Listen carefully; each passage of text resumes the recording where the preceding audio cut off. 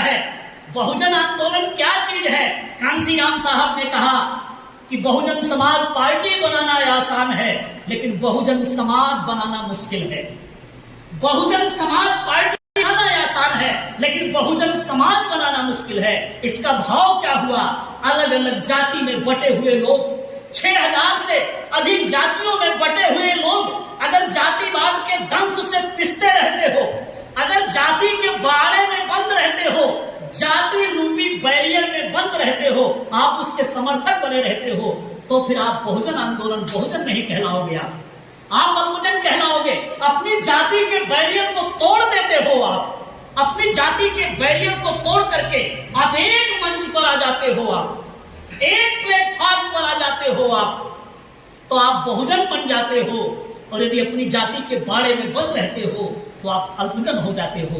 तो कांसीराम जी ने कहा कि हमें बहुजन समाज बनाना है, एक ऐसे समाज का निर्माण करना है जो बुद्ध को मानता हो, जो कबीर को मानता हो, जो रविदास को मानता हो, जो ज्योतिबा राव फूले के पदचिन्हों पर चलने वाला हो, जो कुर्मी समाज में जन्मे साहू जी महाराज की विचारधारा पर चलने वाला हो, जो बाबा साहेब डॉक्टर अम्बेडकर की विचारधारा पर चलने वाला हो, जो कांसीराम साहब की विचारधारा पर चलने वाला हो।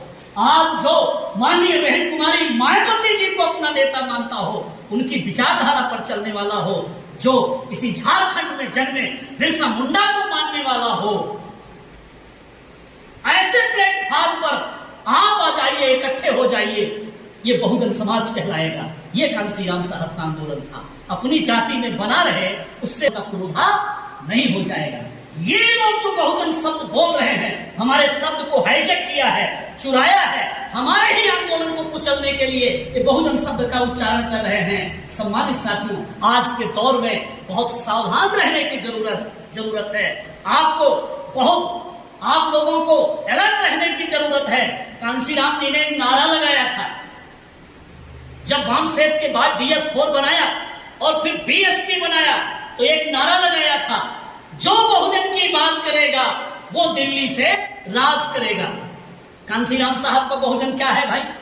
उसमें 85 होते हैं, SC ST OBC माइनॉरिटी होता है, अकेले 51-52% OBC समाज है उसमें।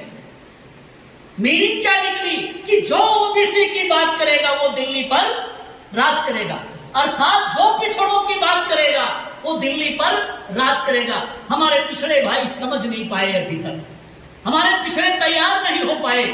उत्तर प्रदेश में 4 बार BSP की सरकार आई, यूपी में थोड़े थोड़े लोग तैयार हुए, लेकिन अगर हम बात झारखंड की करें, बिहार की करें या दूसरे राज्यों की, पूरे देश की करें, वो हमारे OBC के भाई कांसीराम साहब का आह्वान स्वीकार नहीं कर पाए।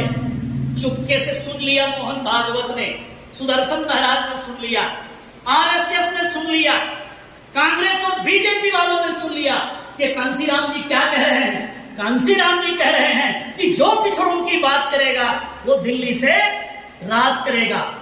भाजपा के लोगों ने प्लानिंग किया कि हमारे जनरल कैटेगरी में से ही किसी आदमी को सेलेक्ट करके हमें उसे पिछड़ा बना देना चाहिए।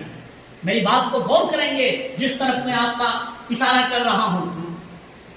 जनरल वर्ग में पैदा हुए श्री नरेंद्र मोदी को RSS के लोगों ने सुझाव दिया कि तू ही तगड़ा नेता है, तू ही मारकाट करवा सकता है, तू ही महान आदमी है, तुझे OBC का बना देते हैं। और जनरल कास्ट में घाची परिवार में गुजरात के पैदा हुए श्री नरेंद्र मोदी